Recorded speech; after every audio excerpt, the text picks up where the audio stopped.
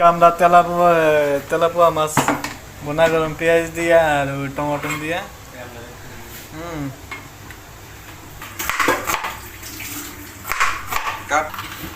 শাক কাটলাম পেঁয়াজ এবার কাটতেছে মরিচ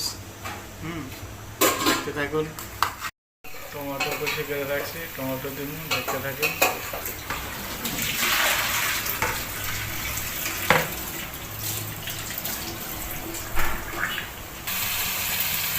এখন আমরা পরিমাণ মতন হলুদ দিলাম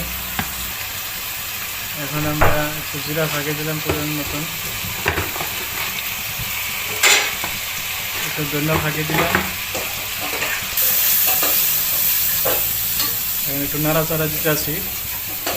ময় মশলাটা সুন্দরভাবে কষামো এসে দিয়ে দেবো কাঁচামরিচ সাথে পরিমাণ মতন লবণ অ্যাড করলাম আবার দেবো একটু নাড়াচাড়া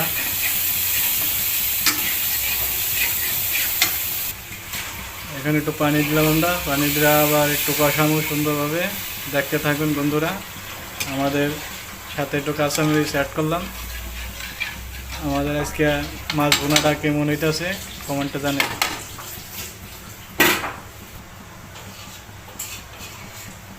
এখানে আমরা মাছটা ছেড়ে দিতেছি প্রথম করে এটা সিদ্ধ হইলে তারপর মাছটা ছেড়ে দিয়ে হালকা একটু নাড়াচাড়া দিবেন নাড়াচাড়া দিতে দিতে দিতে একটু পানি কমাবে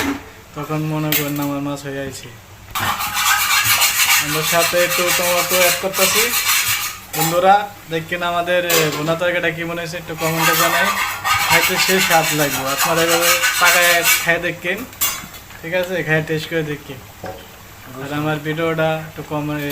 শেয়ার করেন লাইক শেয়ার করেন কমেন্ট করেন